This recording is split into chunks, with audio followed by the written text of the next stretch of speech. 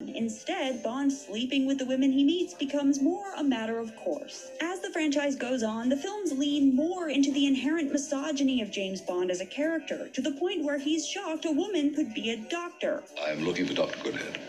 You just found her. Okay, this is more about him making. No, that's a good scene. That's a good scene right that's there. the scene. The scene is about him making a mistake and an assumption. It's called an assumption. No. Moonraker is the first Bond film I ever saw. Okay, I remember this, and I remember this clearly. Yeah, I know. Roger Moore awful, but I enjoy. I'm talking about that. I'm just saying it's a funny bit. It's just a thing. It's not even about. I mean, I'm not trying to criticize. It's just a great. It's just a simple. He assumed one thing and that's it. It's funny. He steps in. Okay, but their whole idea is like, oh, he's surprised that he's surprised that she's a woman. He's like, no, that's like pleasant surprise. He's like, you're a woman and your name is Goodhead.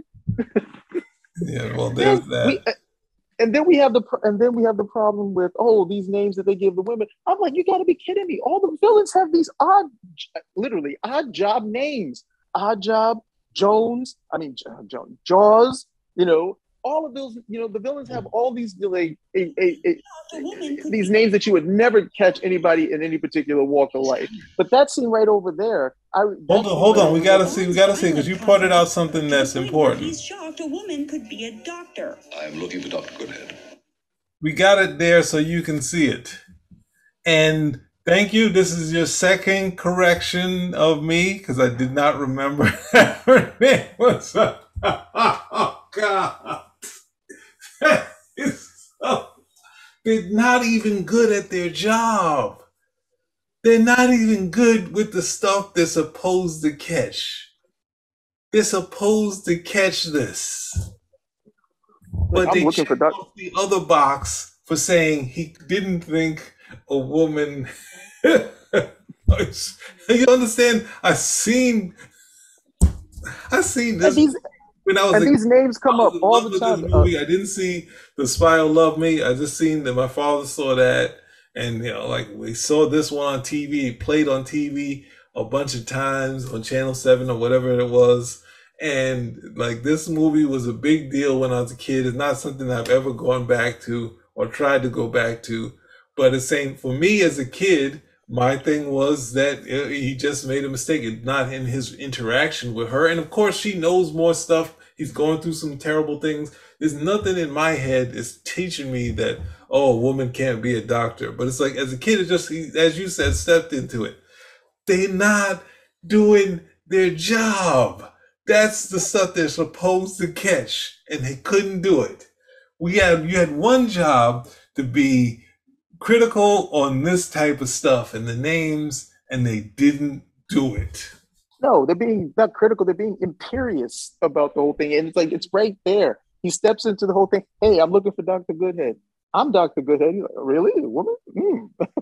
And then we get all these names. What is it? It's in that long tradition of names where you got, you got Honey Rider, you have Pussy Galore, you've got Goodhead, Octopussy, and on a top. You know, and then it becomes like, okay, we're just going to go with this whole thing at the end of the day. With Strawberry Fields, you know, all those particular names. But then it becomes, oh, we got to be imperious about the names too. No, we can't have these things. And the names are innuendo. It's supposed to be some sort of, you chuckle, you know, but it's not like she's called Honey Rider throughout the whole thing. Okay, it's not like she's called Pussy throughout the entire movie. It's a one-time gag. People chuckle and you move on from the whole thing. But and again, it's the puritanical view. Sex cannot be fun. It can't be funny. It can't be entertaining. Sex has to be held up to this incredibly high, sacred, revered standard, so nobody can use it at the end of the day without paying for it. Sorry to take. We're supposed to catch those. You guys. You don't have to catch them when you're not really concerned about analysis, and you're just concerned about getting your points across, whether they apply or not. You don't have to catch anything. To them, Doctor overrules this name, so he didn't catch that she was a doctor, and they're not looking to what you said, which is correct. That he's surprised at the name. He's just like, that's what the scene is. But for the kids and for the kids and the stupid people, It's and not always at the same wavelength. It's him being sexist. You just found her. A woman. Hey everybody, this is P from the Spin Rack, and hopefully this thing is not spinning for good, but we also have Calvin Ellis ready to rock with Her Majesty's Secret Service.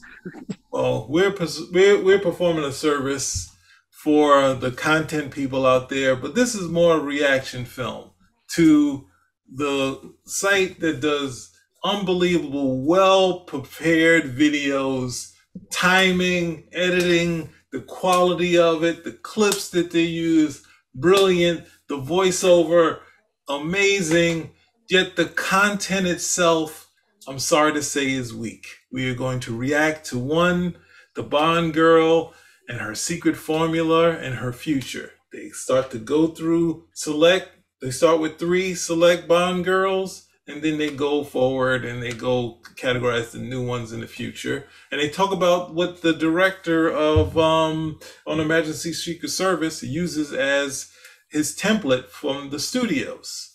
And not only, my last thing on that is, a studio would take any franchise and make a formula and say, do X, Y, Z, and it's your fight to try to fight through it. So any words you want to say before we start playing this? Couple things real quick. Well, I can get that part. I can get to in the film. One thing I'll say, hey, look, when you come into the Spinner Rack, you're coming to get the real. Okay, all of us here, as much as we have fun with this, are very well versed in the stuff that we talk about. We do not do videos on. Well, there's a few things we couldn't do videos on, but we don't necessarily do videos on. Man, I'm struggling to think of something we couldn't do a video on. But if we're doing a video on it, it means that we've actually watched the material. We've discussed it on and off camera. We're fans of it, or we're intrigued by it. We're interested in that. So if we're looking at this, it's because for us, this is just a giant red flag. Giant red flag. You ready to rock? Yeah, I'm ready. I'm going to hit play. Hopefully that this isn't going to go forward without any issues. Oh, I didn't understand that they were connected to Entertainment Weekly. So no wonder they're so well produced. Oh, well, I think we know what we have to do for the future.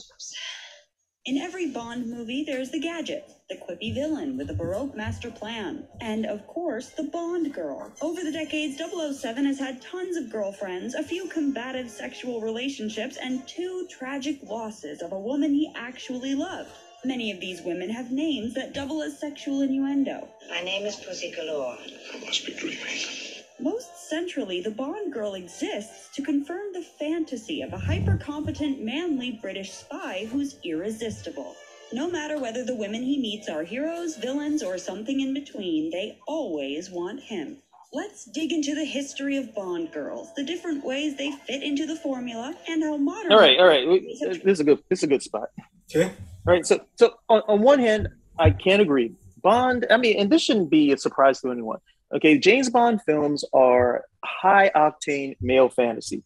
All right, it's a guy, he's got like this, he's got this incredibly cool car with all these gadgets. Women love him. He's totally comfortable approaching women. He's successful, 10 times out of 10 when he approaches women, and he gets the job done. And he survives at the end of the day. He doesn't have to make the ultimate sacrifice to save the world, which he does over and over again.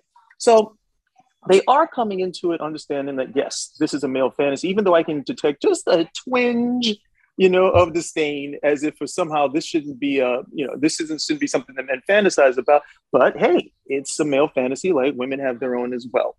You can already see that the focus on the Bond girls, however, is where they are going to probably lose cohesion very quickly.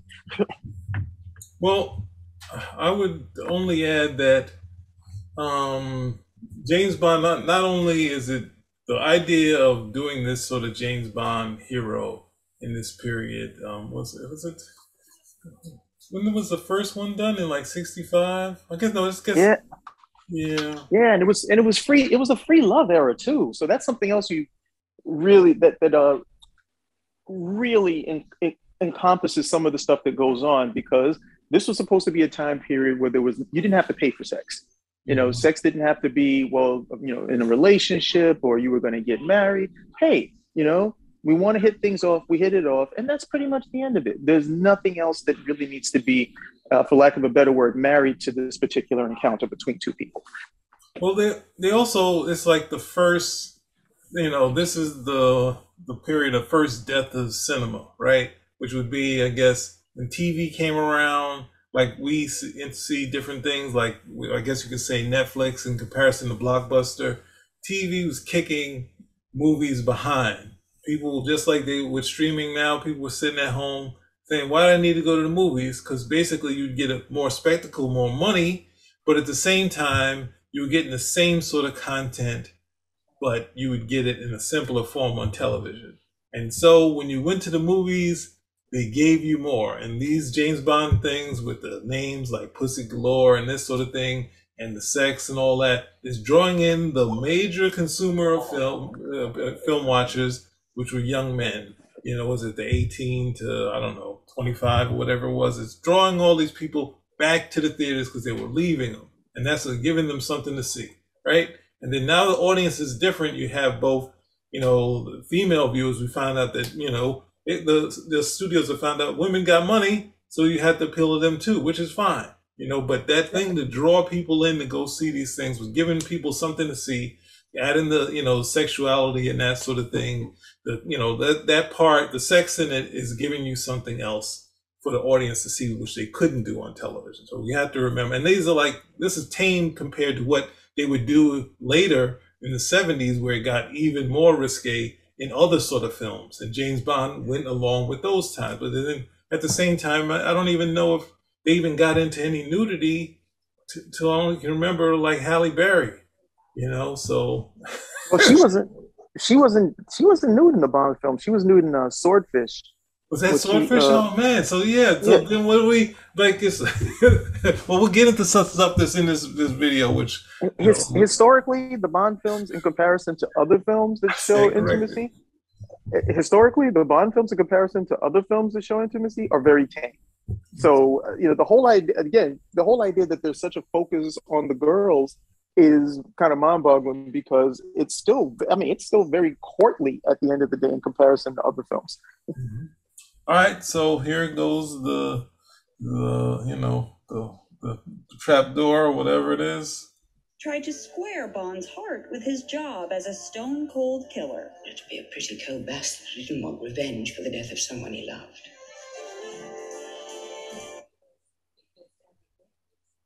We're not moving away from gorgeous Bond girls.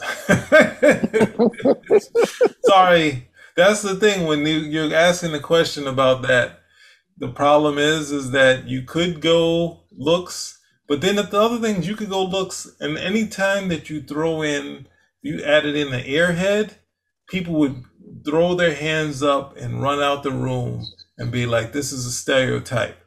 There are no airheads in film anymore. They've gotten rid of them, but there's still airheads.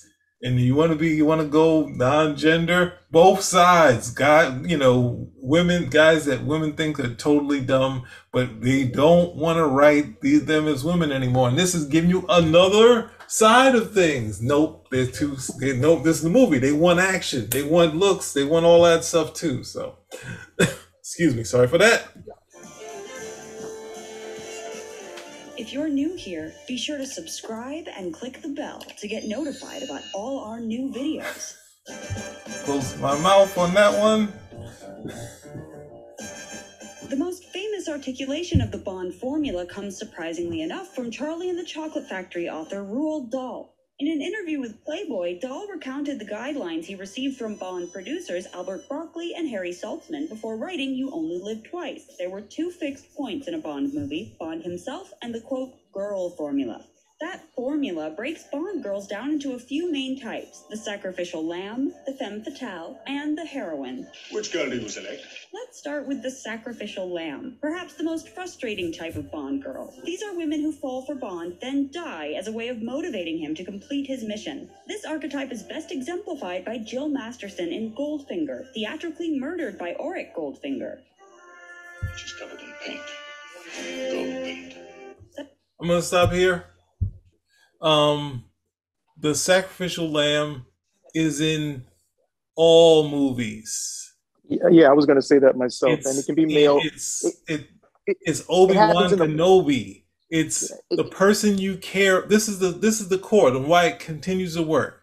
We buy into this character, we buy into this relationship, and then when they take it away, we as the audience trust the filmmakers not to pull that sort of our heartstrings, and we buy it every time because we are in the story. We are with the storytellers, and if it's done well, like Obi-Wan, like most of these, like even I can call the one I remember is his early love interest in Live and Let Die. So it's just like if you connected to relationship, yes. And as far as a franchise, it is formula.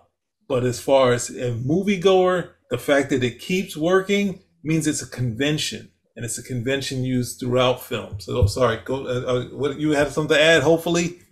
yeah, well, one of the things they seem to see, and this is again, they're doing this, but I'm listening to this, and since they're not providing the commentary, I'm wondering how many Bond films they've seen, or are they just being given notes at the end of the day? I mean, I'm probably wrong, but if I were to hazard a guess, I would say none, because you've described the Bond girl, okay? You've also described that there are two focal points in the film: James Bond and the Bond girl. Okay, now what they just described in terms of Sacrificial Lamb, the Femme Fatale, and the Heroine, okay, they have male characters throughout the Bond films that fill those roles as well, in terms of Sacrificial Lamb, okay, and you definitely have you'll definitely have the villain at the end of the day, but there's never any guy who can be in a Bond film who will be on Bond's level or be his ally. Now the women get to do that. The Bond girls can do that, depending on what the film calls for and depending on what movie. No guy gets to do that. The guys, with the exception of Bond, are irrelevant, with the exception of maybe Q and M, and that's it. So again, I'm looking at this and saying, okay, you touched on the formula, but the importance of it and the importance of the women in the film, you've totally overlooked while touching on it. So I'm just surprised that they didn't go for that. I mean, I've seen enough Bond films where he has a contact, and this, the contact is usually a dude, and that dude ends up dead. Nobody cares. Nobody cares. There's nothing about there's no Bond contacts. There are Bond girls, but no Bond contacts, and it shows you the importance right there. But they don't elaborate on it. We'll be going down a different street.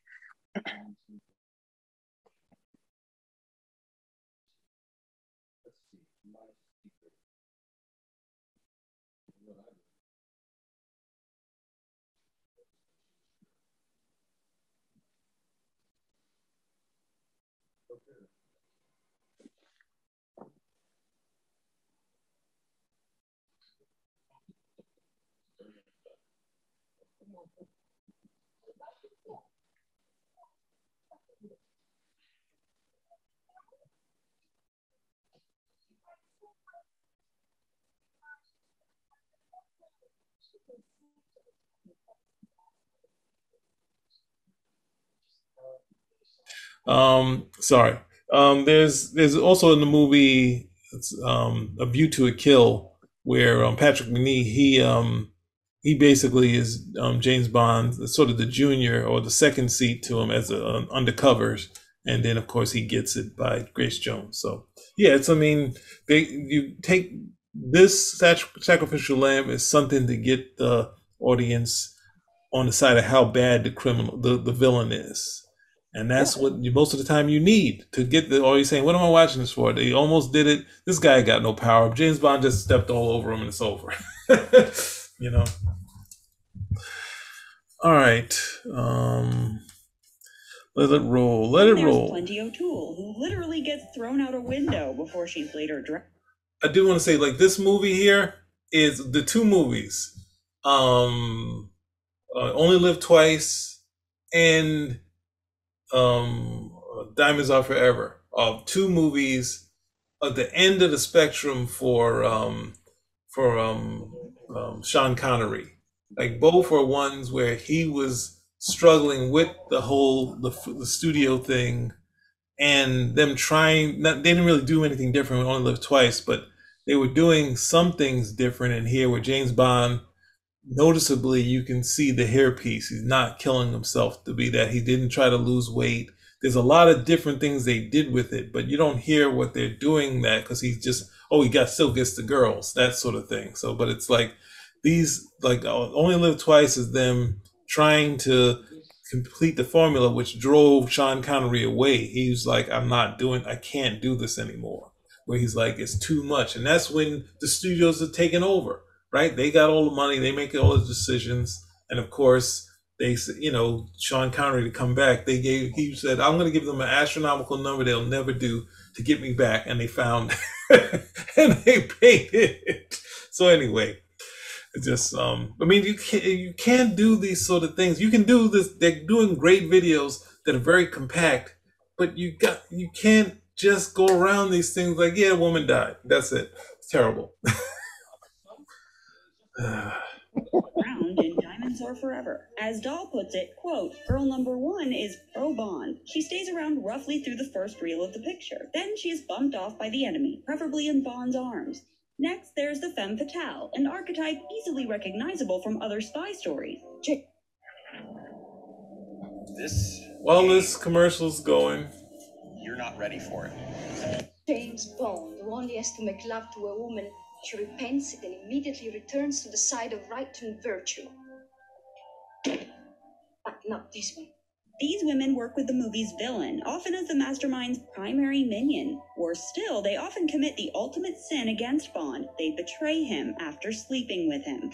And eventually they fight him. The Femme Fatale is another obstacle for us to watch Bond overcome, whether through violence or through his own charisma. You don't need the gun, Commander. That depends on your definition of safe sex. As Dahl put it, quote, girl number two is anti-Bond. She must capture Bond, and Bond must save himself by bowling her over with sheer sexual magnetism. Finally, there's the heroine. These are your classic Bond girls, women who ally with Bond and help him over the course of the movie. Often these women are like Bond, talented operatives who can hold their own in a fight. Ooh. Yeah, nice moves.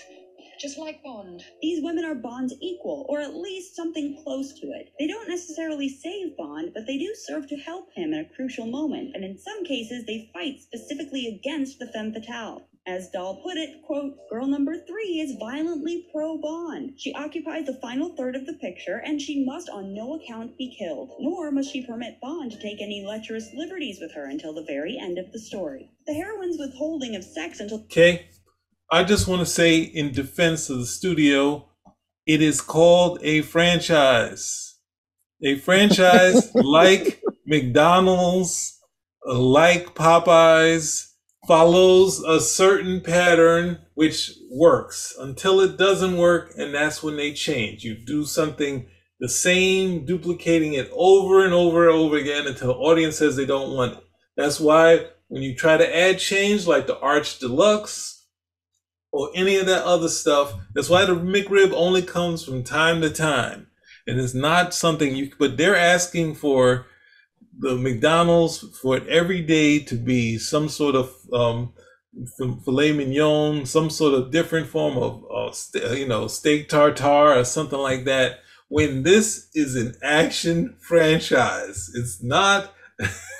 when you get to this point, when you figure out the formula, and you're like, I want something different, then you go to Film Forum or the Angelica and see some John Sayles movies and think you'll suffer through some of the heartache of some of those hard ones, but you have to leave and say, I can't watch this thing. It's for the young people.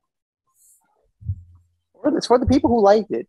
The people who want that. There's some people who can go and they can eat McDonald's their entire life and they're happy with it. Okay, they're fine with it. They'll get a Big Mac, they'll get the fries, and they'll be cool with the whole thing. But the idea of like, well, you know what McDonald's really needs to do?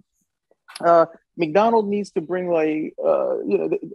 they need to bring some of the Russian tea rooms menu in there, and that would definitely help people come. Like, no, because people can just go to the Russian tea room for that.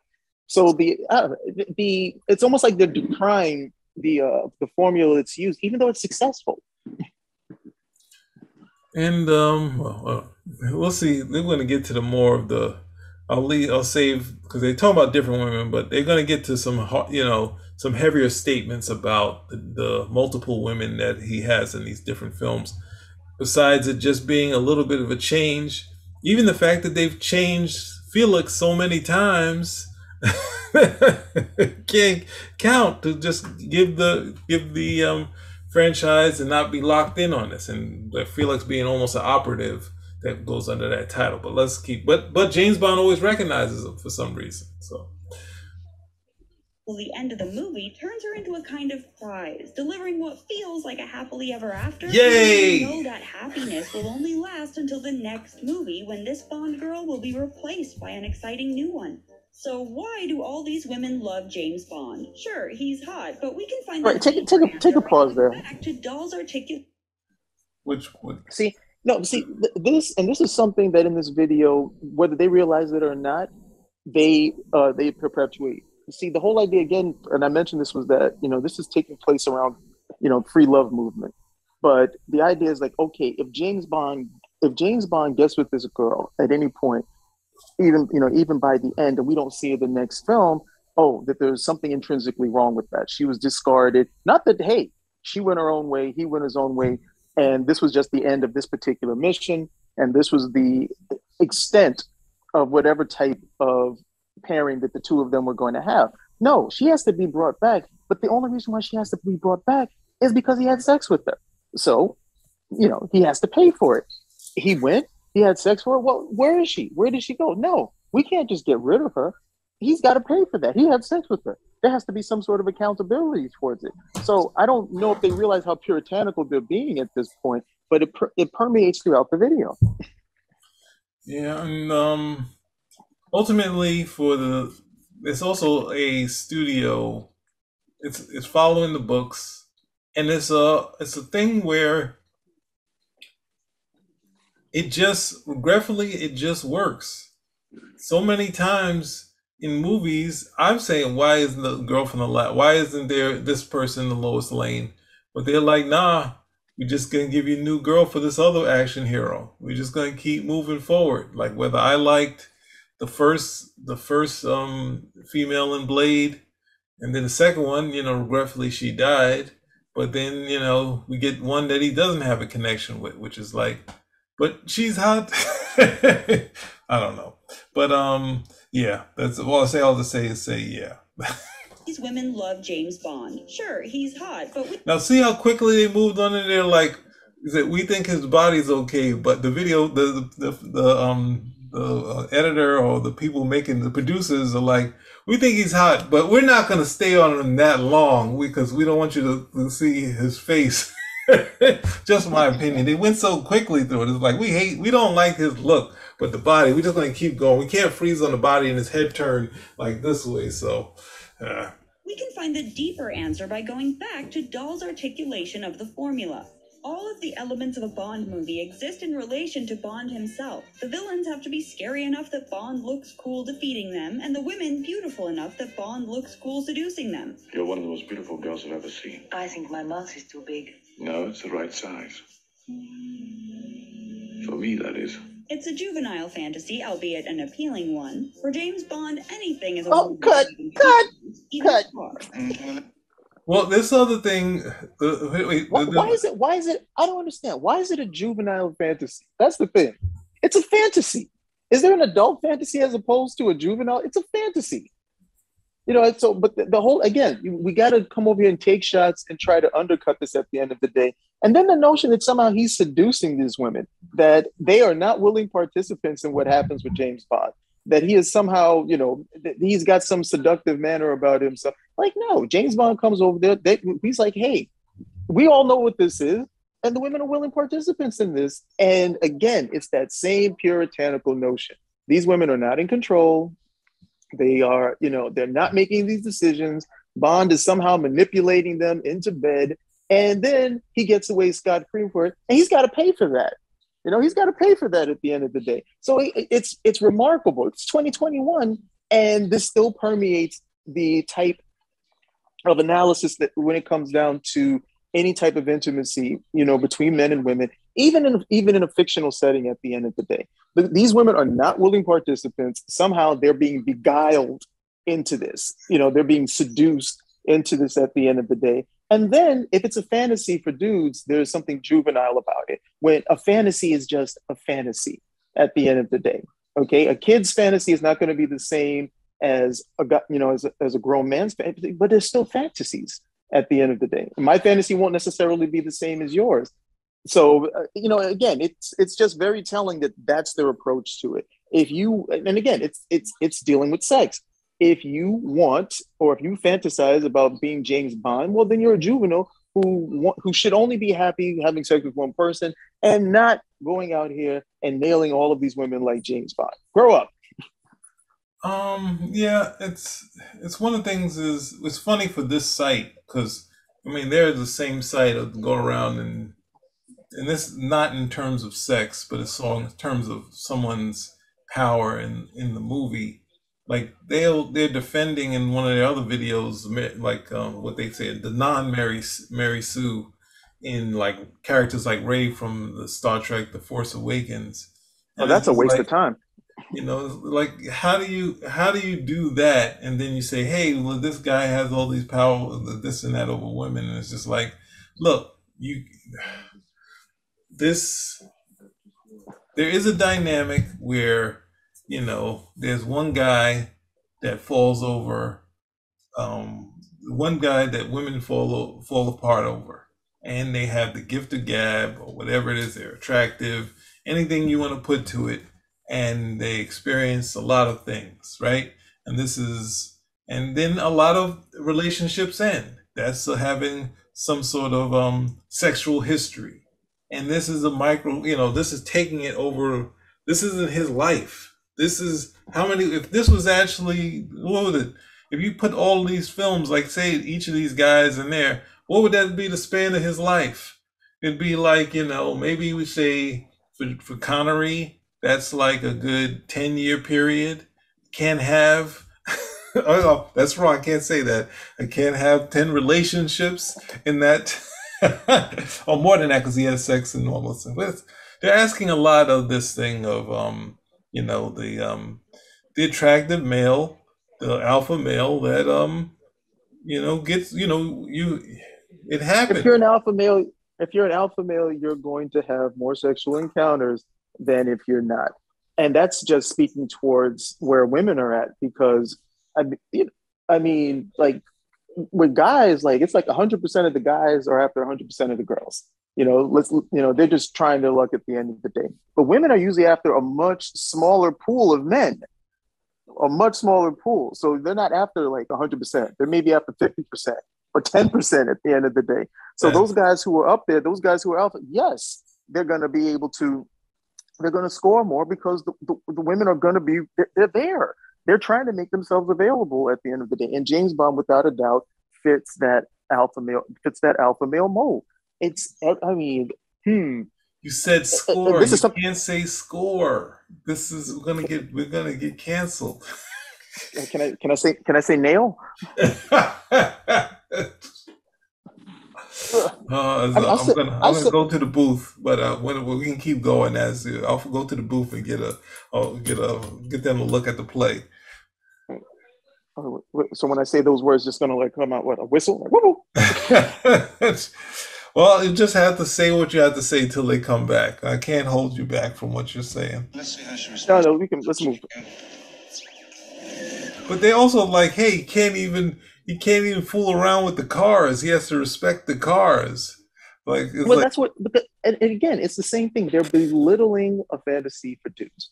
If this is something that is interesting, that type of stuff, and the fact that guys are into gadgets, items, those type of things, then there has to be something juvenile into it. Well, what should he be doing as a spy then when he receives these cool things? Nothing.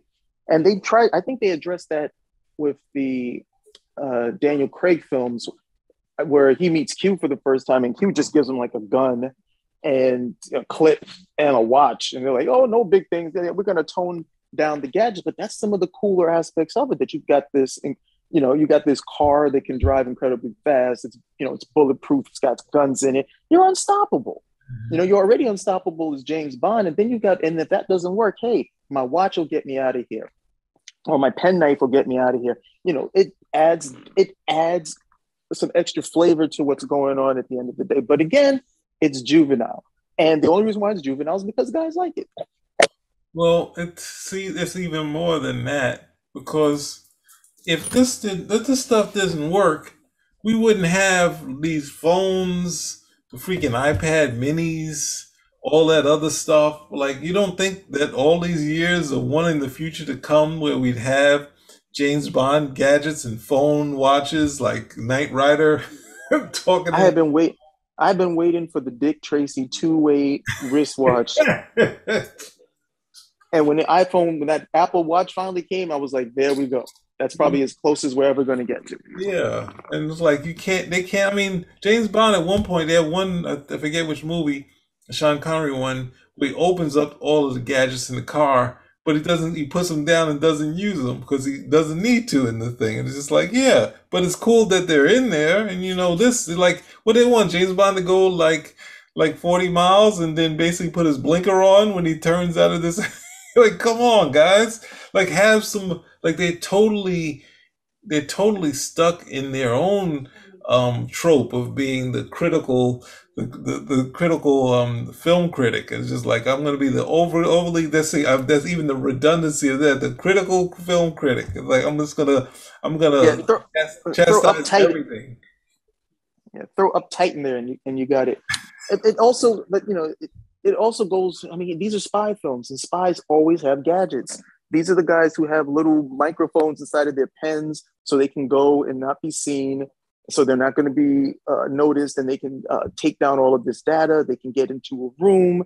They can defend themselves. They can jump off a roof, and they're not going to be able to do that conventionally. It's going to be done through gadgets. I got to get away from you. I need a car that's going to be better than the average car. But again, it's juvenile. I mean, for like as a kid, like seeing him in that rocket pack, it was like amazing. And for my father, he was a big James Bond. That wasn't big for him, but it's just like he still, enjoyed, like he was still enjoying having two different generations being able to watch it at the same time and looking at it for different things. So, I mean, we can't complain about the cars. Like, it's like, you guys are going too far. But, here we go. Well, of course we can complain about the cars when we don't know, when we don't like what we see, and we don't really understand what's going on either. All right, let's see if we can get through this. We almost at the 5-minute mark.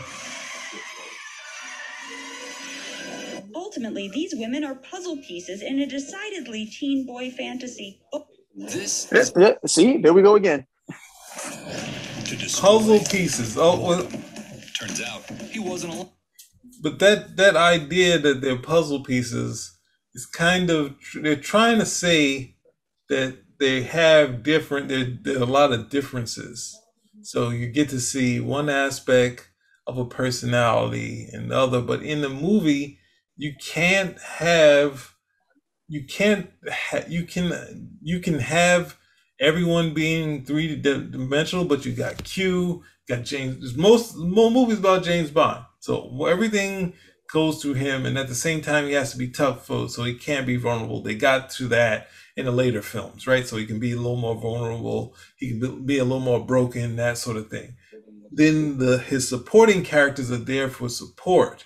They're supposed to hold a couple of the traits, and then you can maybe get some different reactions to bring some stuff out of it. But anything that slows down the movie usually lies on the cutting room floor. So every time you just try to throw in a whole bunch of other stuff to say, hey, I have a grandmother that I pay money to, and also, I have, what else are they gonna do? I have had, I'm on the spectrum. Like, to try to add some sort of third dimension to these people. Like, yeah, they're a little bit different, but you're trying to throw that out because you know that if you go to all of them, there are going to be some differences in what they do. And there's going to be differences in James Bond, because even in Dr. No, before he gets with is it Honey, when he gets with the girl in there, he's defending her. He's like, no, take me. He's like, he says in more obviously a stronger way, but he's showing that he cares for the person, and people just step over that because it was he just totally, all he wants to do is bed down these women, and it's obviously he's checking them out, but then he's like ready to throw himself to the dogs, and Dr. Who's like, no, Mr. Bond. It's like the both of you are going through this, so let's skip this skippable whatever it is. He gets to do whatever he wants and acts like a child with everyone he meets. Q tells Bond to Grow up, 007. But the whole point of James... Pierce Brosnan had been waiting to do that for this thing for umpteen years, and you're not gonna let him have some fun. And you got James Bond you got Sean Connery in his one of two comeback films saying, I don't want to do something different. He's noticeably taking, not in total shape, playing it like what his age was. And it's just like, nope. Like they say on set, I don't think it was this movie. It might have been one of the others. Because he had, I guess, he had gotten a hairpiece a while before that, but he had no issue with the hairpiece. At some point, he took it when they said cut and tossed it. He literally tossed it. So it's like this someone who's been in this role. Let these guys, when they're having fun and they're doing something silly and it works on film, just let it go. Don't stop, guys. Let us get through some of this stuff. Not so they can find another bit to say, hey, that guy's glasses is too strong. Look at that hat. Why do they have to be so unattractive in comparison to Bond? Come on. Because they are. It's his movie. Yep. Never has to. Where does the Bond girl formula actually come from? Partly, it has its origins in Ian Fleming's original Bond novels and his own life. Fleming dated Muriel Wright, whom he called Mew or Honeytop, on account of her striking blonde hair, and became the ultimate blueprint for his Bond girls. Wright was the direct inspiration for the most iconic Bond girl of all, Honey Rider, played by Ursula Andress in Dr. No. Okay, Honey Rider's entrance contains all of the DNA of the Bond girl. She's there for Bond to appreciate, a prompt for lurid banter, and above all, an attractive woman for the audience. And sacrifice himself for her. Doesn't that say a lot about his character that he just met this chick on the beach and he's like, they never saw I just find it really hard that these are pros, and it's like, did you see? I mean, I remember seeing the scene with Honey Rider and she comes out of the water, and immediately, I'm thinking the birth of Aphrodite, that Botticelli painting, and she's on the shell. She's, the goddess of love, burst out of the water, that sort of thing. That's immediately what I'm thinking right over there. And that's what they were trying to imply at the same time when they were doing this. Halle Berry did an homage to it when she was Jinx with Pierce Brosnan as Bond. But that part is just completely, it's just completely gone. And the whole sequencing, the cinematography for it, all of that type of stuff, irrelevant at the end of the day. Because they're just going to use they're just going to have Ursula Andress and objectify her in a manner that they're decrying within the film. I'm like, how did you guys not catch that right over there? And that's one of the reasons why she's one of the, if not probably the most iconic Bond girl, because of that setup that they gave her in the film. Mm-hmm. And I mean, regretfully, they want to skip over that none of these females are dummies. They're above average, well above average. And then, of course, they have to, when they get into that, they kind of just say, hey, this is just under this other trope. And it's just like, come on, guys. But Looking for shells? No, I'm just looking. And of course, Honey is established as Bond's reward at the end of the movie. This template helps. Well, I would say if they're gonna that I got an issue with right over there. Okay, because again, they're objectifying. They are decrying the same thing that they're doing. The women are not these characters, these female characters, these Bond girls, these women in the film. No, they don't want to get with Bond. They're just there for him to be a reward, like, hey, you were a good boy, you did your homework, so now you can have an ice cream sundae or something. They're not willing participants. They don't want to be with Bond. They have no wills of their own. They're just put there as a reward. And that for me is just the agenda in making statements like that is so diaphanous that you have to wonder, well, have you even seen these films? Okay, the women are usually genuinely attracted to Bond. They go through this intense experience with him, okay, and then it gets resolved at that point. However, that experience isn't necessarily enough for them to start some relationship or go anywhere from there. And you have to again remember that Bond's an assassin. His job really doesn't lend to any of those particular things, be it with a civilian or another assassin at the end of the day. This isn't Mr. and Mrs. Smith. So, but that concept right there, again, that she's the reward, it's that same puritanical notion. If this woman is going to give Bond sex, he's got to pay for it. Okay, there's no way that she could be genuinely attracted to him. No, it's just some formulaic thing, and she's being objectified, and she's going to be discarded. No, he's got to pay for what he's doing right over here. It's really mind-boggling to hear them say it. So I'm gonna, since we're here and we're in the objectifying women stage, it's gonna get worse on their end. I'm not gonna get to my other thing I was gonna say, but I did mention earlier that this was entertainment for men. Like, was it? I said 25, but it's probably 18 to 35, and the bigger audience that's grabbing this. Now, with that said, before I say that thing, have you saw Sunset Boulevard? Have you seen that movie? Yeah. Okay, yeah. Good. So if I say this is a rhetorical question. Like, if at the same time, if men are coming to see the Bond girls, what are the women going to see? They're going to see Bond. And the other thing that we don't understand, because now today, hold on. They're not just going to see Bond. They're going to see the girls too. Well, they're going to see the girls too, which is something else I was going to touch on a little bit later. But seeing those women up there, capable, beautiful, and competent and able to do everything, that's part of female fantasy. The fact that you can go there, have all that feminine mystique, that you can go have not lost an ounce of your femininity, but still shoot them up fight like the guys and so on and so forth, and not have to sacrifice any of your being. Yeah. I mean, you haven't seen the latest film yet, but did you see any of have you seen any of the action sequences with Anna de Armas?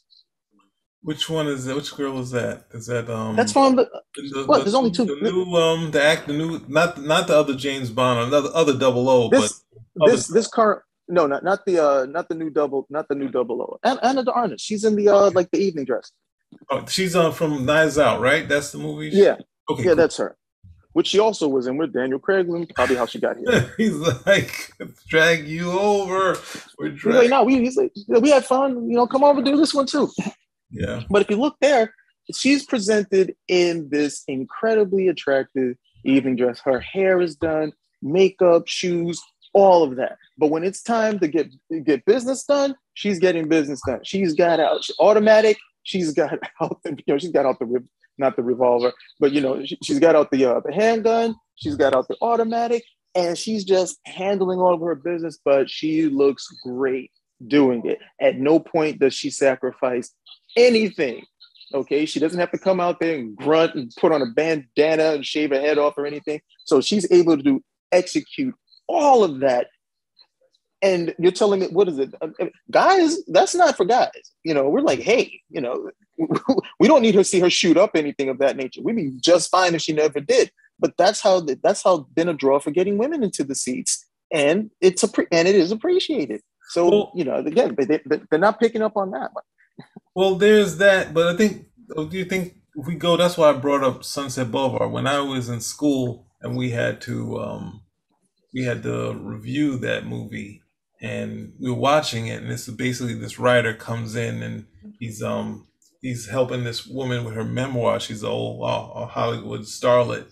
And then there's a scene where they're at the pool and we're watching it and we don't think much of it. And then the entire movie, our teacher's like, okay, this is something that people, and that's for me, the 90s, is like, I know you guys aren't going to get. They are in a sexual relationship. And William Hurt, him taking his shirt off, he's a sex symbol. I know you don't understand that this, like, in him not being of a muscle, like a bodybuilder shape, is a sex symbol. That like, well, who's it? Like even in Cape Fear, like anytime you see these older guys with the shirts off, they're sex symbols back in the day. We just have lost that connection to it because we see the Arnolds and all these other guys and Stallone and these perfect body shapes where now we consider the William Hurt and all these other guys fat. But when you saw a guy take his shirt off, that's for the sex appeal. That's for the ladies. That's objectifying the same thing you see in the woman come out. Yes, I think as someone else has said, women have more naughty bits, but for the audience of the time, the women in the bathing suits, the guys with no shirt on, that's your sex symbol on either side. That's what's happening. We've lost it. That was Sean Connery. No one knows that anymore. They're just like, oh, we got a shirt, don't mean nothing. Are you kidding me? That was Sean Connery. They had him with his hairy chest running around in all those movies because the women liked it. Okay, and he was like a Mr. Universe at one point, but they had him in there, and this was like okay for ladies would come over there, they would see this, no problem. The problem with the whole objectifying thing is that when the accusation is that a woman is objectified, it's not so much that we like say, okay, we're going to respect people and we're going to keep them in their clothes and we're not going to do that just for, gratuity. It's that, oh no, we need parity. So if a woman's objectified, we got to objectify the guy. But it's not the same because most guys would have no problem with it if it means they're going to get women. If it's like, hey, if taking off my shirt means that it's going to help me fulfill this goal of getting with this girl, hey, I'll take off my shirt, take off my shoes too at the end of the day. Whereas with women, no, it's a totally different thing. So, if you want that to be lessened, or if you want to address that, the solution isn't, well, we're going to make the guys do it too. Like, no, guys are readily happy. And then just like you said, guy takes off his shirt. Guys are like, no big deal. They got in the new film, they got a bunch of crotch shots on Daniel Craig. And it's not like I have, no women got up and started applauding or anything of that nature. So the approach, men and women are different. And if you take the same approach, don't expect the same result at the end of the day. And then you're not going to make the women happy by objectifying the guy, because some will care and some won't. And the guys are sitting there like, whoa, I can't, we're not even gonna have a bikini shot? Nothing? What happened to Bond? Yeah, it's I don't know. The thing is, they're acting like they somehow unearthed the Rosetta Stone on some sort of stuff that people didn't know. Like they're coming out and say, hey, now that we're smarter and we've kind of grown out of this stuff, and it's just like, well, you turn all these things into art films. You see, you'll be sitting around like Marvel Comics, wondering why these things aren't selling anymore? Why is no one? They won't even go that far because a lot of the people are going to consume the video without ever seeing the film. Yeah, I've seen a ton of Bond films. You've probably seen all of them because I know I didn't like Dr. No. I'm not a big fan of Sean Connery's. Even though everybody swears by it, I'm not a big fan of Sean Connery's run. I came in with Roger Moore. That was always the guy, and that was always my favorite Bond at the end of the day. But I doubt a lot of people are going to sit through movies that were made in the 60s and 70s and watch them, for the quality and for the aspects that they had right there, like you or I might do. Most people will go and watch this. Oh, James Bond. Okay, James Bond's got this juvenile fantasy going on, and that'll be it. And that'll be the thing that they roll with, whether they see a Bond film ever or never. Yeah, it goes when they say stuff like that. It's like similar to the Superman adolescent power fantasy nonsense. It's just like whatever, like just no. He's the archetypal hero in its most durable form. The fact that they were selling it to kids initially doesn't change that.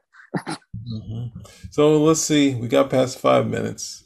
For almost all of the original Bond novels and films like Goldfinger, Thunderball, and of course Dolls You Only Live Twice. These early films also established Bond's casual misogyny as a core. That's misogyny. They need to look it up because they don't know what someone who gets a lot of women and misogyny is not the same thing. Yeah, and it's not so much Bond has casual misogyny, is their use of the word misogyny is casual. Okay, that is if you understand what the word means, and I'm not going to insult anybody by giving them a dictionary definition, but if you understand what the word means, to call a man a misogynist, that's some really heavy manners at the end of the day. And to say that about James Bond again makes me wonder: have you watched these films? You can say that about the villains, but you can't say that about Bond, who on more than one occasion is well, let me not say composite, but he is the direct opposite of what you would call a misogynist. But again, and it seems that this is the only thing that they're addressing. Bond has a lot of intimate relationships with women. He doesn't pay for it. And because he doesn't do that, it's juvenile, misogyny, sexist, all these things that'll come into it at the end of the day. I mean, I don't even know if they realize how puritanical they're being in the view of these films and of this particular character. But to call him, I mean, misogyny is anything but casual. Yeah. If you understand the word, it's anything but. And to say that about this character it's just incredibly hard to swallow. And I think they're gonna get into the Bond Moneypenny relationship when this is for the time. Like, this is revolutionary for him to just flirt with the secretary and basically not have a physical relationship with her, where they look at it now as like, well, you can't now flirt with the secretary. It's like he's flirting with the secretary and not expecting anything.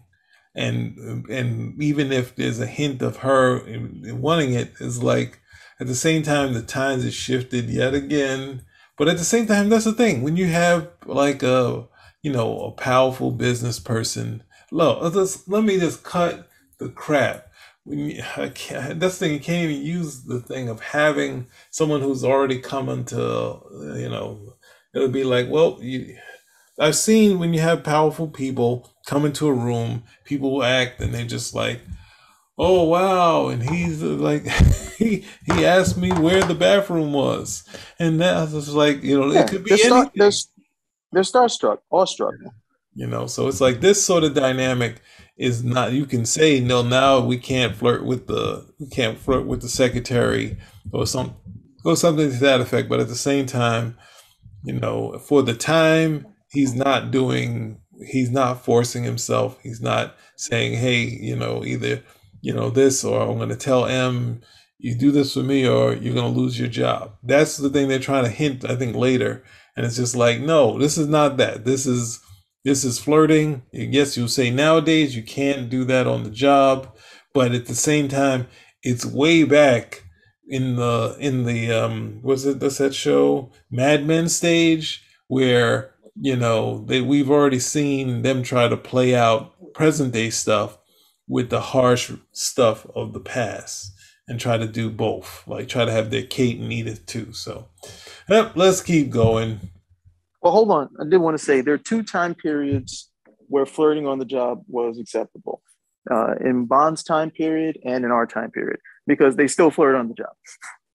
The thing is, as long as you have men and women together, it's not going to stop.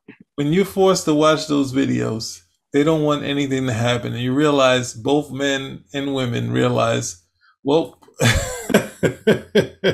it's like we're all going down because we're all in this.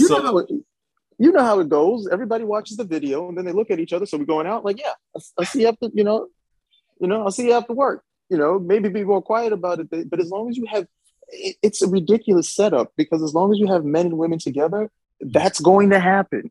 Now, as long as you have men and women together, you are going to have people ask out. You're going to have people who get on. You're going to have, stuff that didn't go well. You're going to have the flirting. You're going to have everything that comes with men and women being together in close proximity for long periods of time, especially if they're spending a long period of time with each other. So I don't know what to, I don't know what to tell you. Like, you tell people, hey, we're gonna have to check, basic drives before you come to work. Just check them here at the door, and you can't get them back until you leave, and then everybody can walk around like an automaton.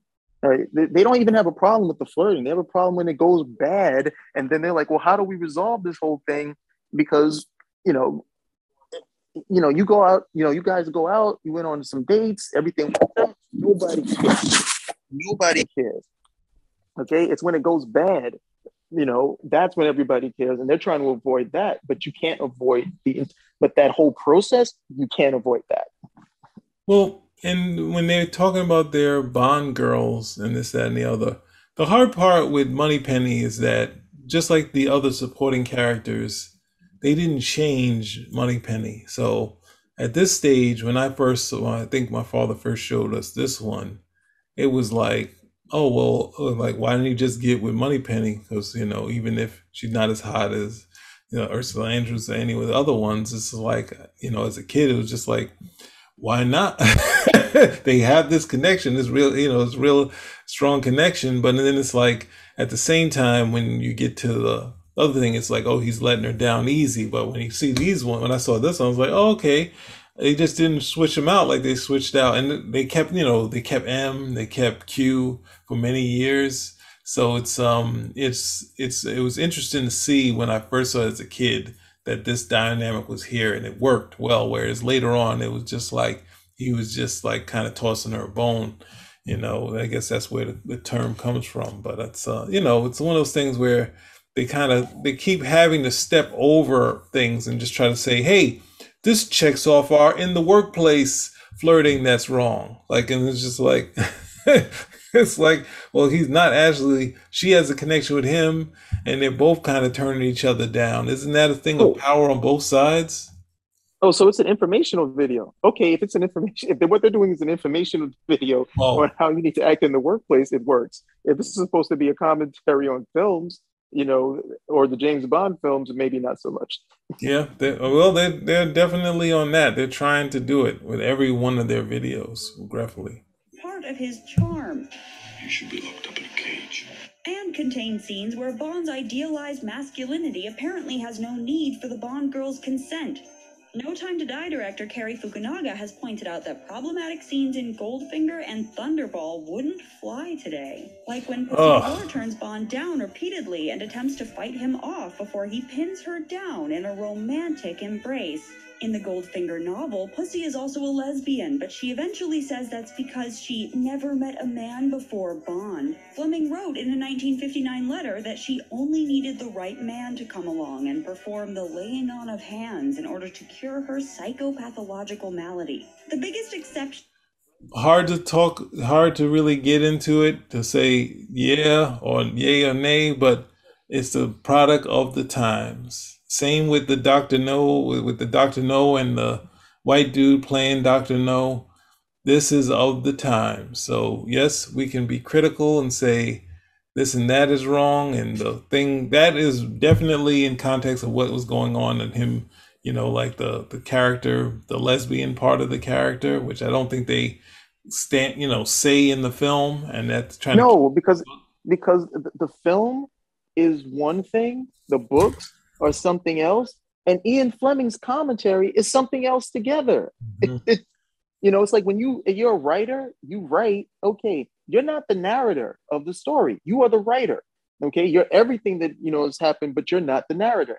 And people want to attribute what the narrative of the story says to the writer. No, that's not how it works in writing. Ian Fleming's analysis is something else, but you would have to actually read the story, okay, to see if what he says actually jives, because a lot of times it doesn't. And then in the film, that wasn't the case at all, number one. And then number two, it's the same thing that I was saying earlier. I mean, here they just flat out call him a rapist.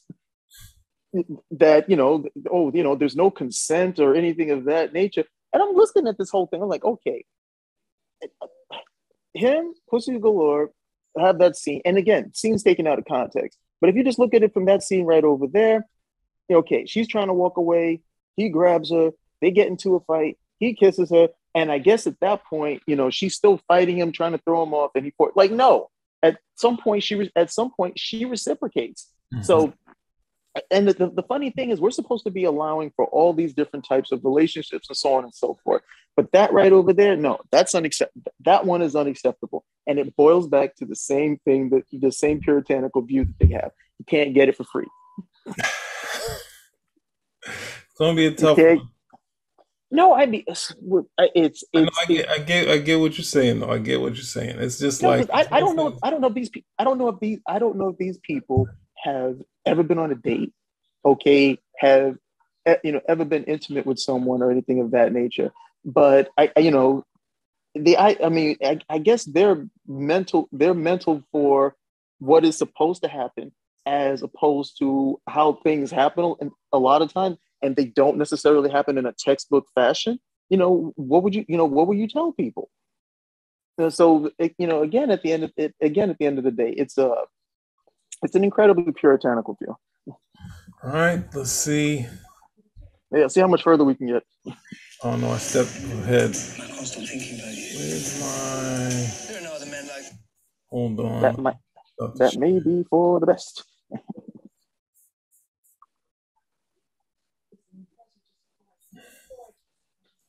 Oof. Things fucking. Excuse my To friend. the early Bond girl formula came in 1960. We're back. Caught you looking for the same thing. It's a new thing. Check out this I bring. 1969's On Her Majesty's Secret Service, the only film to star George Lazenby when Bond gets married and prepares to give up his life as a spy, only to lose his wife on their wedding day. She's having a rest. Bond feels real loss in On Her Majesty's Secret Service, but after that, the movies veer away. Okay, these guys are ridiculous. The idea is this. This is how Hollywood works. Sean Connery expresses struggle with the part, saying there's nowhere to go, this, that, and the other, right? Which he was right. When he got to that, he's like, they have rules and formula for the thing, right? So no one else is complaining. Him as an actor saying, yes, the whole thing, I'm done with it. The fame, all of that, right? I'm done with the story, this and that and the other. He's out. So what does Hollywood do? When you exit, then they put the changes in the next thing that happens. Then they allow the director to do sweeping changes. She helps him. She saves him, not in a big save, but he's caught out alone, and then she's there for him. She dies. It's all this other stuff. But she was also, she was from the Avengers, the British Avengers, and she was already a female of action. So they're giving the actress a meaty part. So it's like, it's tough to be in this thing to look at and say, well, no, they did it because they're like, Sean Connery is left. So we're going to do all the things that he asked for. Then when it doesn't, it's not that it didn't work, then there's a little bit of backlash. The actor's kind of out of it. The actor goes, they just say, hey, let's double down and go back with what we had. We found a mistake. So now the problem he had, no, his problem was with the whole thing.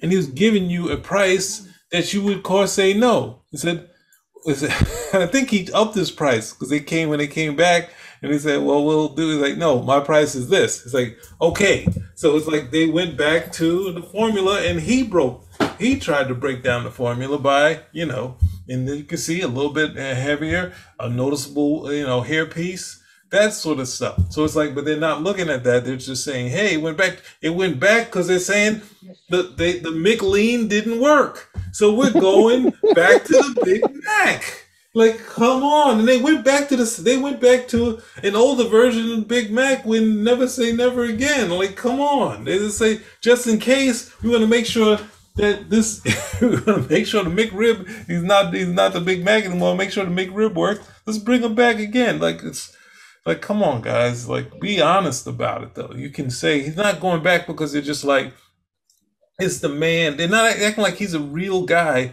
that's a misogynist that tried to be nice. His wife died, so then he went back to his terrible ways. When it also gave a dynamic with seeing the wife, being killed, that this somehow affected him to be just like with a scamp, like that sort of thing. If you want to go to the womanizing thing like that, or have that, without womanizing, saying just, bagging a lot of women. Like, you want to go that they gave you that dynamic because we still know there was a heart there that was broken and is still on his mission to get Blofeld. This is what's going to happen until he really can't do it anymore, and he might even die on the job. That's a that's a real dynamic that you can play with. But they're like, nope, he went back to it. Like, no, you guys. What is he supposed? Okay, what is he supposed to do? Oh, he's supposed to mourn his. He's supposed to mourn the loss of his, of his wife forever, and that's going to be his story. Which eventually they're going to say, "Oh, you took that too far. How long is he going to mourn? It's been 20 years. In real life, it's been like 2 or 3 years in the film. Like, no, he's the bigger thing you're supposed to take away from it is that Bond he can't live the life of a normal guy. He can't go get married and just leave all this stuff behind. He has been the number one 00 for Her Majesty's Secret Service for at least, let's say by the time he gets married in that film, at least 10 years. Okay, he's literally got people who are gunning for him at any given moment. And he decides to leave because a 00 status is a certain amount of protection. But he's going to leave that. I'm just going to go live my life, going to go deep cover and stuff. No, it doesn't happen. There's a witness protection program for him. And in the concept of everything, Bond will survive. That's something that we have that's already baked into this. Bond is going to survive. Okay? His wife may not survive. His children may not survive. Anybody close to Bond may not survive. And this was the first film where they actually went and I really enjoyed the film. And George Lazenby's turn in it, even though it was only his only turn at the end of the day. But it answered that big question. It was always the same thing. Oh, why does he do this? Well, hey, he's still going to have to do certain things in terms of his job. And that does include sleeping with the enemy if it will get him to where he needs to be. But the other thing is that, he can't pursue this because this is the ultimate outcome of what will happen if he does it. And how many times is he supposed to go and risk this ultimate outcome by entertaining a relationship further, okay, than just what he's normally used to? Yeah, and also with the death of the wife, they started making the bit where they would kill Blofeld every movie, So they don't. Possibility he might get attached to anyone. Instead, Bond sleeping with the women he meets becomes more a matter of course. As the franchise goes on, the films lean more into the inherent misogyny of James Bond as a character, to the point where he's shocked a woman could be a doctor. I'm looking for Dr. Goodhead. You just found her. Okay, this is more about him making... No, that's a good scene. That's a good scene right there. That's the scene. The scene is about him making a mistake and an assumption. It's called an assumption. No. Moonraker is the first Bond film I ever saw. Okay, I remember this, and I remember this clearly. Yeah, I know. Roger Moore awful, but I enjoyed. I'm talking about that. I'm just saying it's a funny bit. It's just a thing. It's not even about. I'm not trying to criticize. It's just It's just a simple. He assumed one thing and that's it. It's funny. He steps in. Okay, but their whole idea is like, oh, he's surprised that he's surprised that she's a woman. He's like, no, that's like pleasant surprise. He's like, you're a woman and your name is Goodhead. Yeah, well, there's that. And then we have the problem with these names that they give the women. I'm like, you got to be kidding me! All the villains have these odd job names. Odd Job, Jones. Jaws. All of those, the villains have all these these names that you would never catch anybody in any particular walk of life. But that scene right over there, hold on, we gotta see, because you pointed out something that's important. He's shocked a woman could be a doctor. I'm looking for Dr. Goodhead. We got it there so you can see it. And thank you. This is your second correction of me because I did not remember her name was. Oh God. They're not even good at their job. They're not even good with the stuff they're supposed to catch. They're supposed to catch this. But they checked off the other box for saying he didn't think a woman... You understand? I've seen this... When I was these names come up all the time. Movie. I didn't see The Spy Who Loved Me. I just seen that my father saw that, and we saw this one on TV. It played on TV a bunch of times on Channel 7 or whatever it was. And this movie was a big deal when I was a kid. It's not something I've ever gone back to or tried to go back to. But it's saying for me as a kid, My thing was that he just made a mistake, not in his interaction with her. And of course, she knows more stuff. He's going through some terrible things. There's nothing in my head is teaching me that, oh, a woman can't be a doctor. But it's like, as a kid, it just, as you said, stepped into it. They're not doing their job. That's the stuff they're supposed to catch, and they couldn't do it. You had one job to be critical on this type of stuff and the names, and they didn't do it. No, they're being not critical. They're being imperious about the whole thing, and it's like it's right there. He steps into the whole thing. Hey, I'm looking for Dr. Goodhead. I'm Dr. Goodhead. He's like, really, a woman? And then we get all these names. What is it? It's in that long tradition of names where you got you got Honey Rider, you have Pussy Galore, you've got Goodhead, Octopussy, and on a top. And and then it becomes like, okay, we're just gonna go with this whole thing at the end of the day. With Strawberry Fields, all those particular names. But then it becomes, oh, we got to be imperious about the names too. No, we can't have these things. And the names are innuendo. It's supposed to be some sort of, you chuckle, but it's not like she's called Honey Rider throughout the whole thing. Okay, it's not like she's called Pussy throughout the entire movie. It's a one-time gag. People chuckle and you move on from the whole thing. But and again, it's the puritanical view. Sex cannot be fun. It can't be funny. It can't be entertaining. Sex has to be held up to this incredibly high, sacred, revered standard, so nobody can use it at the end of the day without paying for it. But let me go and resume. Sorry to take. We're supposed to catch those. You guys. You don't have to catch them when you're not really concerned about analysis, and you're just concerned about getting your points across, whether they apply or not. You don't have to catch anything.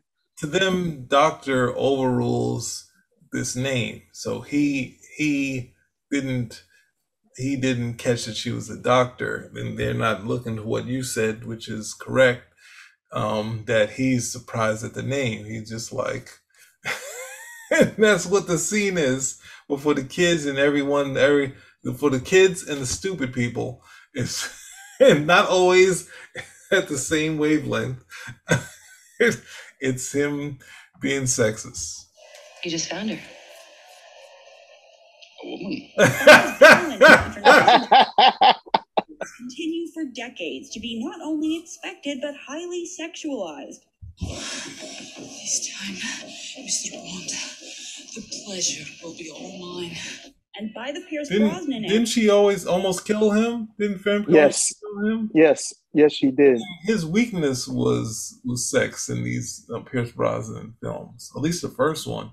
He was kind of. I mean, see that sequence right there. Famke Johnson played Anna Onatopp, where she would literally lure men into bed, and then I guess her leg strength was so much she would wrap her legs around them and crush their ribs and kill them. Okay, and I remember every girl who saw that Bond film, they loved her.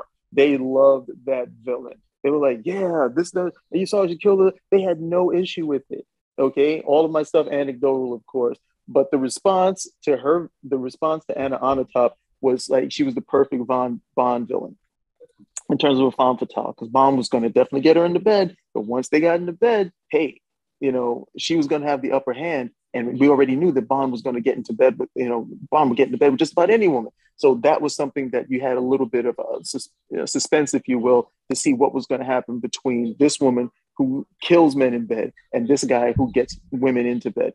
So, that was that. But again, you do a quick clip of it at the end of the day, and then you say, oh, sexualized or objectifying, and you lose all of the context of what was going on in the film and why she worked as a femme fatale, for Bond in that particular situation.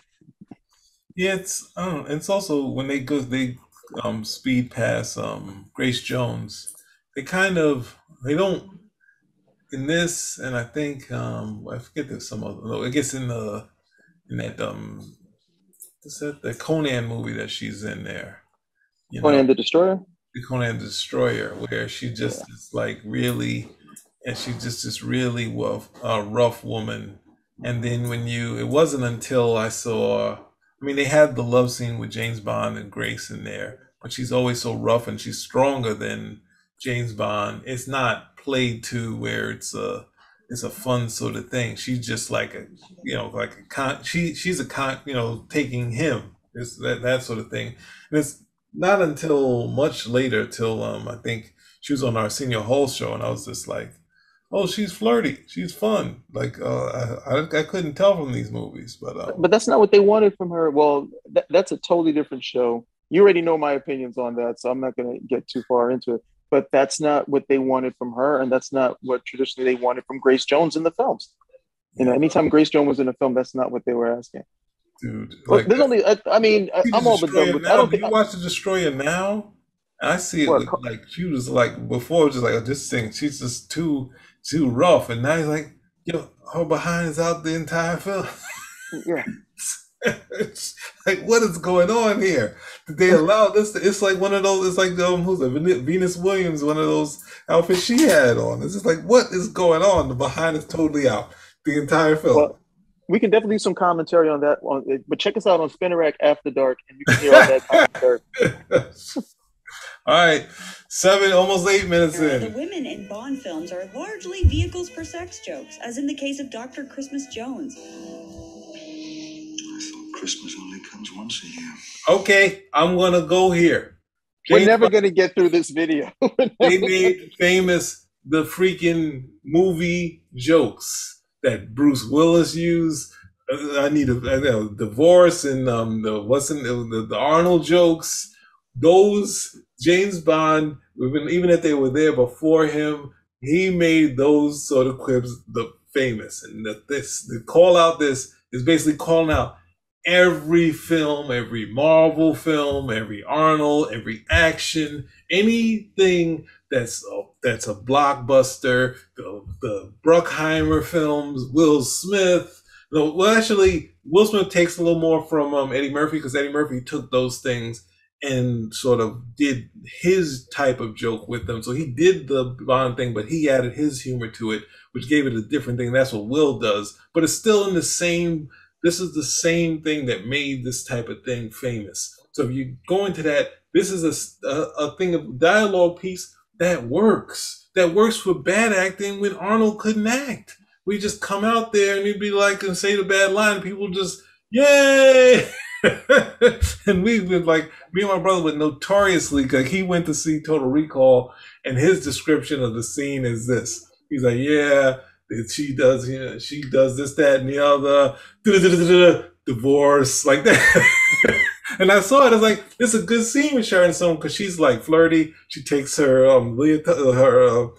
spandex, and she's like, I can tie up. Then I was like, oh, sweat. Like, and then he does, consider this a divorce. I was like, but like, I know more so my brother, he's really totally against these type of lines. But if you're against them and you go into Hollywood films, you gotta go. You gotta just leave, because they're gonna be there. They're not going anywhere. And yeah, and they work. He would do one or two in the first ones, and then when you get to Roger Moore, it was just like, he might as well have been doing stand-up by the end. Like, when you would kill, they're on like the Golden Gate Bridge or whatever, and it's like, there's no way we can get a cab. And it's just like, oh, come on. Like, literally, just like, enough. Like, that sort of thing. But it's like, I don't know. Well, the trouble is that they work. That's a connective moment for the audience. Everybody gets to laugh together. Even if you're groaning, it's done together at the end of the day. And overall, people want that. They're looking for that moment where they not only connected to the film, but they're connecting with each other. You're in an audience together. You're laughing together. You're applauding together. You're groaning together. And it facilitates those particular moments. But we are. I don't think. We'd have to do like. We have to do like a part 2 on this if we're going to get through it. There's only one more part in this. There's only one more part in this clip that they did that I actually wanted to comment on. But let's see how much further we can get. It's just a scene where it's not Felix. It's not Felix Leiter. It's a scene from Quantum of Solace. Where who is it? I think it was. I can't remember his name. It's a French guy who was helping him out, and he's dead. But I mean, it has this scene with like, I don't even remember this, but it's worth going back to find out what's going on here. Good Lord, it's like Hydra, and then we didn't. This is one of the few. I didn't see this. I never saw Octopus. No, I saw Spy Who Loved Me. I never saw Octopussy. But oh yes, Octopussy. It's like no, that's For Your Eyes Only. Octopussy I saw in the theater, but I can't remember too much of it. I was thinking of For Your Eyes Only, which is basically the Spy Who Loved Me redone. Um, what else is here? This is what I wanted to bring up because this is the thing where they don't understand. Well, that's why if you take away the jokes, take away the sacrificial lamb, you're basically shooting yourself in the foot in doing a movie with a popular movie because these are the simple things that can get you through to your crazy, nutty plot, destroying whatever it is they're planning on destroying thing. And it's just basic things that can help you through your thing, which work. Regretfully, sometimes it doesn't work for me, but it works for the larger audience. And that's the thing. I say, you know what? Maybe this isn't for me. We do a show on it. I can complain, but it's just like, you go out and see this stuff, right? But what I had issue here is when they get to M and they're talking about this is a positive sort of relationship with a woman, but ultimately she dies. And this is what? She dies in like the third one? That's like 3 movies. That's different from not showing back up in the next one. You can't say, well, she died. Well, she was also older, and we thought she was going to die way earlier. And at the same time, they knew the actress was going through something, and we didn't know that she had chops to keep going doing movies post this point. But we were worried about that. We were worried about Dame Dench. We were worried about her, and then she's still going. So it's just like, yo, maybe we could have got more. But then we had the send off. We had her get into the action of the film, not just that, and have some fun with it. Have this connection, and they ruined that. Sorry, we might have to play it down, but just see if you see. Damn it. I think we just play and I'll just shut up because I knew I was going to lose it on this. So we're going to play and see if we can get through this. Consider Mayday, the henchman played by Grace Jones in A View to a Kill. I'm muting myself.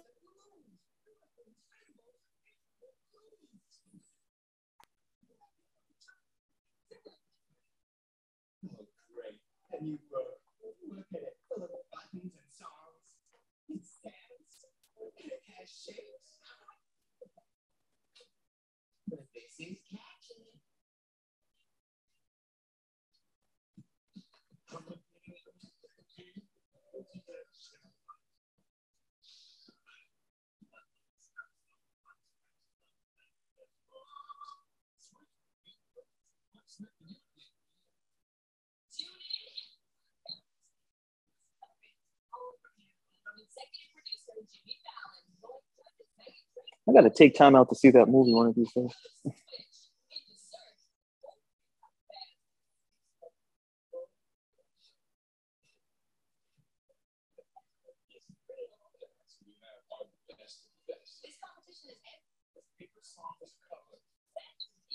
Mutual affection, a rare emotion. I forgot she was in the other films too.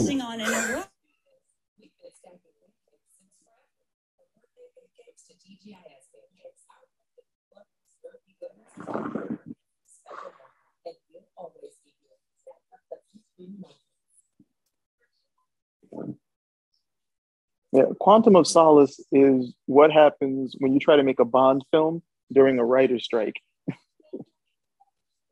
Oh, yeah, cut it. Yeah, hold it right here. Okay, so you see the scene, right? And the criticism they keep making is about, the women, they're just there to either die in his arms, okay, or be in his bed, even including M at the end of the day. However, I mean, we know that this was her last go around. And if we don't replace, most of the actors, the actresses, they easily ask that the character does go out in some sort of blaze of glory at the end of the day.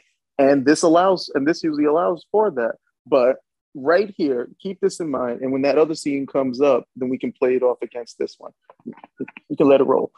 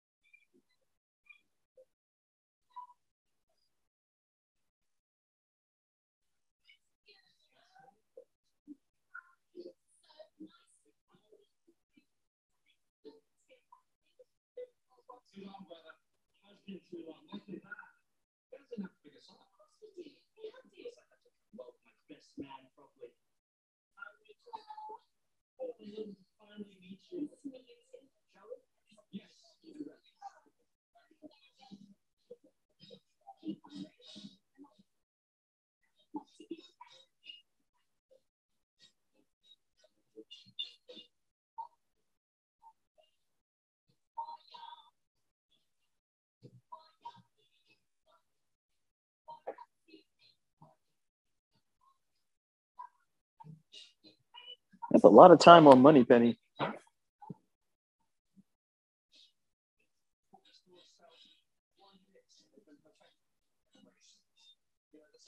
No, just a lot of time on Moneypenny. And at the end of the day, Moneypenny is just supporting character.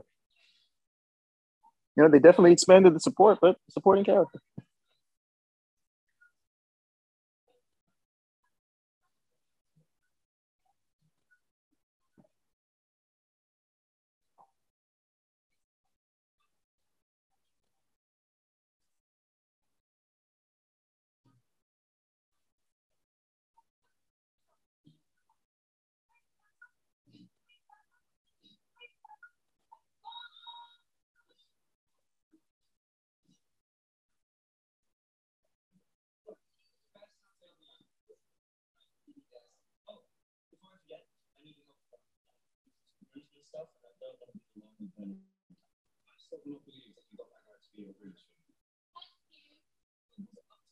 Okay, so it's not that Vesper Lynd is the modern Bond woman. Vesper Lynd seems to be the only Bond girl that they like.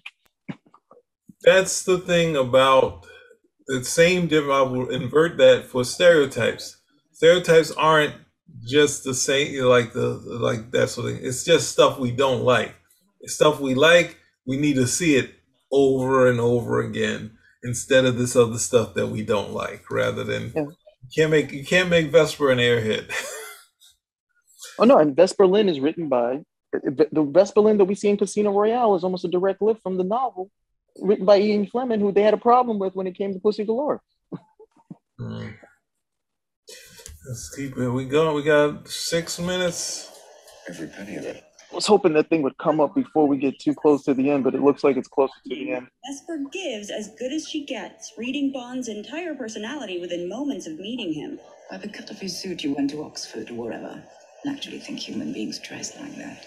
Later on, Vesper saves Bond's life, totally and unequivocally. He needs her in a way Bond rarely needs any of the women who help him. Thank you. Eventually, Vesper's ability to see and understand Bond causes him to completely fall in love with her. Whatever I am, I'm yours. Casino Royale teases the lie at the end of every Bond movie, that Bond and his lover will have a happily ever after ending. You love me. Enough to quit and float around the world with you until one of us has to find an honest job. Except this time, he does it. For the second time in Bond movie history, he quits his job for love, the first time being for his marriage to Tracy. Then it all comes crashing down, literally, when Bond discovers that Vesper is working with the terrorists, and she dies. Seemingly moments after, Bond has completed his metamorphosis and donned his armor again, this time for good. However, Vesper's death motivates Bond to find her terrorist handler, Mr. White. It's the first time the classic Bond theme music appears in the film, and the first time Bond has appeared as the character we came to know over the course of decades, and it all happens because of this fundamental loss. The primary post... So this loss... An X8...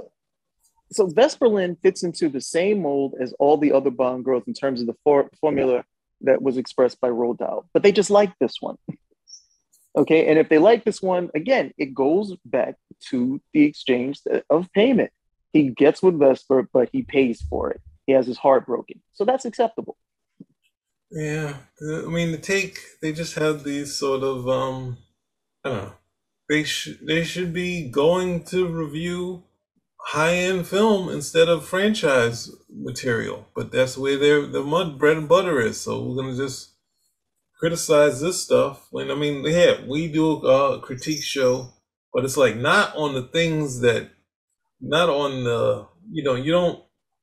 I mean, I have a hard time looking at people being chased by cars, but it works for people. It works that people don't understand the dogs outpace humans. Like easily. Yeah, and like you can run for blocks away from a dog, a car, you can go even quicker, but or like Terminator scene. But that ruins the thing. Once you pay attention, once you tell or say that you're in a church and you're shooting up the church and somehow you don't get hit by bullets, like none of that stuff. Cars can't protect you from bullets, none of that. So you can't be like a movie behind there like this. But no one knows this stuff. So as long as you don't know it, you can play around with that stuff. And this in action movies, all that stuff works. Once you pull out that thread and start saying, hey, look at the quips, look at that, you're tearing down the conventions of film for these franchises and saying, hey, why don't you be the English patient? It's not the same thing. Agent of the Bolivian Secret Service. Like Bond, Camille Montez has spent her life in a cold, murderous institution and now seeks revenge. I always got the feeling that you were only sleeping with me to get to General Medrano. Like Bond, she has a complicated relationship with the person motivating her. In this case, her deceased father, rather than Vesper. Ultimately, Camille can't be her own character because she exists to reflect Bond's complex feelings about Vesper back at him. Later on, M confronts Bond with his tendency to manipulate women, which has become even colder since Vesper. Look how well your charm works, James. I'll do anything for you, won't I? And when Bond meets other women, like the widow Lucia Scara in Spectre, he is unable to connect with them at all. How can you talk like this? Can't you see me grieving? All right, cut. I knew you were going to have to. There you go. The floor is yours. Cut. No, I mean, did they watch the movie? She wasn't grieving. She had to show up there. She's being followed by these dudes. And when Bond is, he's like, can't you see me? She's playing along. Okay. She's over here like, oh, can't you see me grieving? I'm supposed to be grieving. You shouldn't be approaching me. He's like, no, you're not grieving. I can see exactly what's going on here. How can you not get this? Did you see the film? It's not like she was genuinely grieving and he's coming over there like some cold bastard. She wasn't. And he called her out on it. It's like, no, that's not what's going on. And then if you saw the scene, she's got like two 6-foot Swedes, making certain that they watching her every move. It just, And then the same thing that they laud Vesper Lynd for, of being this foil for Bond, if you will, who's going to motivate him to go over here and do everything, is the same way that they, Camille can't be her own character because she's just there to reflect Bond. You just said the same thing about Vesper Lynd. You just said the same stuff about that particular character, but you like Vesper Lynd because she broke Bond's heart. That's it. Once again, there has to be payment. If there is no payment, then there's a problem. And throughout the Craig movies, Vesper is given a history, a sense of why she did what she did, and the ways her choices still affect Bond, to the point where Spectre makes her death part of Ernst Blofeld's master plan to destroy Bond. Did you think it was coincidence that all the women in your life ended up dead? Vesper Lynd, for example. That stuff is just connective tissue to keep it light. That's villain. That's villain talk. We're keeping it like the Marvel movies where there's a thread throughout the whole. In my mind, I don't need it. I know a lot of people need this stuff to say, your cat was kicked in the first film. Remember that sort of thing. And it's like, remember your cat was kicked? Oh yeah, it was me. Yeah, that's the only way to get you away from that sort of thing is to say, "Oh, I can't believe it. Little Snuggles was." Sorry. She was the big one. So why is Vesper so important? Her centrality to Blofeld's plan. Have you seen Vesper? Have you seen? Because Ava Green, come on, you can't. Come on, look at that. Makes it clear that she isn't just any Bond girl. She's all three archetypes in one. A heroine who matches Bond, betrays him, and eventually dies to motivate him to embark on his entire career. And this origin story sets her up as the reason why Bond is only able to relate to women in a few different ways. Right there. That was the last sequence that I was waiting for. Yeah, go back. Catch him again. He told her to forgive. Yeah, right there. Perfect. Dies in James Bond's arms. Not a chick. He was somebody who was a supporting character. Helped James Bond out in the first movie, Casino Royale. Helps him out again in Quantum of Solace. Ends up paying for it with his life. And they use it. They have that sequence right over there, but they're using it to glorify Vesper Lynd. And at no point do they take stock. It's like, oh, look, here's somebody who dies in James Bond's arms, not a, and is not one of the Bond girls. And the same thing again, where it's almost to the point of deification when it comes to Vesper Lynd, simply because she was the woman who got James Bond's heart. So they love that particular aspect about the character, even though they don't recognize she's a femme fatale. She was a femme fatale from start to finish. The fact that she fell in love with James Bond, okay, she had worked a plan on him, and it was in full swing up until the point where he found it. And then she ends up dying because she betrays Spectre at the end of the day. But she's a femme fatale. She was just the most effective one that Bond had ever had to come across, or at least this Bond, because it's supposedly earlier in his 00 career. But she was never a heroine. She saves his life. But all of that is in the role of doing what? Gaining his confidence so she can exact out the plan that she has, which she does with perfection. She's a femme fatale. She's not a heroine. The fact that she falls in love with him, okay, and changes her mind at the end doesn't make her a heroine. Just means she fell in love with him. But she's still a femme fatale. When I was listening to this and I saw the sequence right over here, I was like, okay, I get it. Men are expendable. They die with James Bond, no big deal. Okay, when the woman dies, hey, especially if she had sex with him, that's a problem, and somebody's got to pay for that. And the person has to be James Bond. So, I mean, as for me, I'm good. I don't need to see any more of the video. If you want to run, you can run. No, I just would say this is the hard part with the take is that, I understand you could go through our videos and you could find something that isn't researched, isn't mistakes, isn't corrected, which the people commenting have said or have issues saying it's, or it's not a good review. But at the same time, when you have this much behind you to be doing what would be bad, sort of journalism or even a bad critique of saying we have a narrative we want to do. And whenever that narrative doesn't go along with what we're doing, and they could take like the Dr. Goodhead and put that with the names, because it's a gag point, but they want to be like, no, this would be better to showcase him insulting a female as who's a doctor who should deserve respect, and he should say, are you Dr. Goodhead, instead of saying like I can't even go for it, but it's just the poor sort of angles which they use, and not poor in the sense that they're badly done. It's poor in the sense that they're dealing with conventions or motifs, stuff, and going to tropes, saying this is the bad part of films and what you should try to do. In the franchise, you don't have that luxury because you do have the studios telling you what to do. Those studio notes, when people go against them, we as fans are the ones cheering them on, kicking out directors, writers, actors, anytime when they go off from something that's already established doing well. But at the same time, we say, hey, why isn't it above the quality of the English Patient or something like that? It's just like, it's just not the same thing. You have a lot of eyes on this stuff.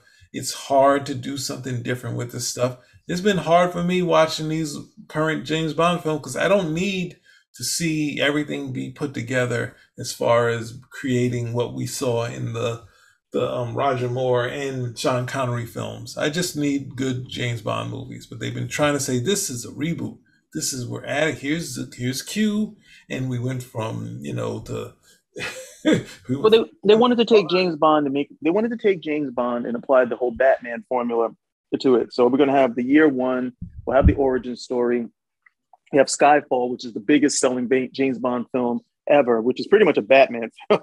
He's just not running around in the outfit. And James Bond films are supposed to, for the most part, they're self-contained. He goes on this particular adventure. He defeats the villain. He gets the girl. He saves the world. And then, we crank it up again for the next film. But it works.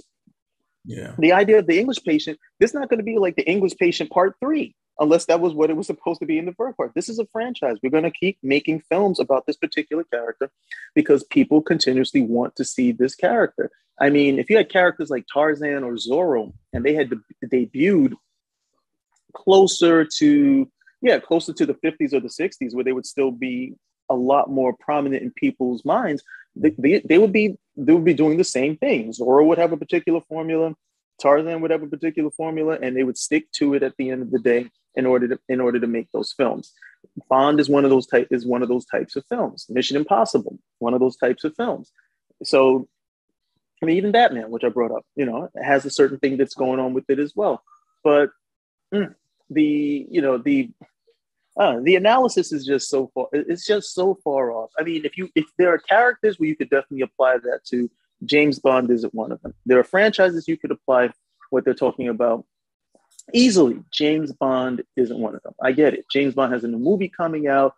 Let's do this. We can also score some agenda points by doing so on and so forth. But then you have these glaring omissions, and I mean, it's obviously a high-tech operation. So the fact that, there was nobody saying, hey, like right over here, right here, that should be an issue. But hey, why should anybody care? Because they're listening and they're just watching the clips, and more than likely they're not familiar with the material. So you can get away with it.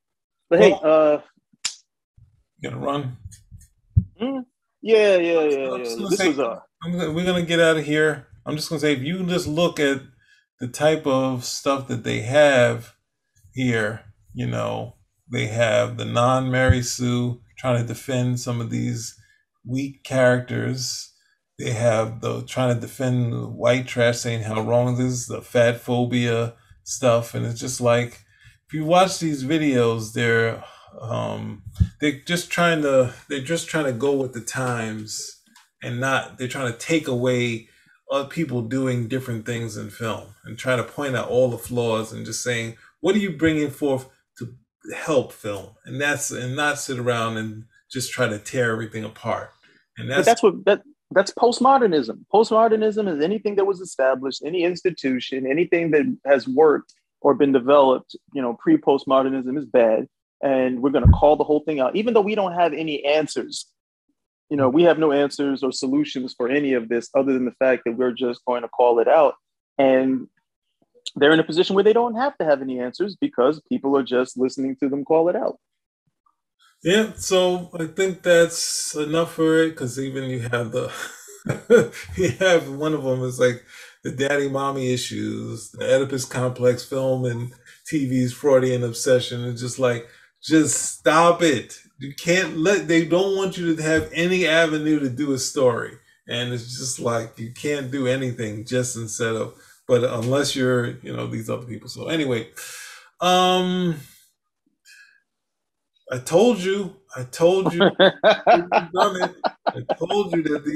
I watched a good 4 or 5 of these, and I was just like, yo, well, this was turned on to me by Professor CA, so we have him to thank for this. It's the first one I've ever watched. I got 5 of these. I have 5 of these for him. Sorry, I got to put the thumb the right way. I have 5 of these for him. No, it's just, well, hey, there's an audience for it, but this is also the other thing that I've come to realize is that there's an audience for this, but this same audience doesn't watch James Bond films. And then we're in the precarious situation where those people will be very vocal, say we want these changes, and they don't even go watch the movie. Or you have the most latest film where you hired, who did they hire? They hired Fleabag to write. And I believe the response from the test audiences was so poor, they did all these reshoots. Because by the time I got to the theater, I was like, wait a minute. This is actually, well, I'm not going to give my criticism until we all get to see the film. But it was, a lot of the stuff that I had been told was going to be there in the film was not there. But that's for a totally different episode. So why don't you take us out? All right. I'm sorry, you Take fans. How many subscribers did the Take have? They have over 1 million subscribers on the Take that people are buying into their very visually pleasing videos. Sorry, it's just a rough one. So we're gonna get out of here. Thank you for watching. If you're enjoying the take, please, we're ready to debate. We're ready. We're right here. We're right here. We're right here. We didn't do anything. We did some jokes, but we right here. I'm right here. Like, you see that in the movies. All right, spin a rack. Out. And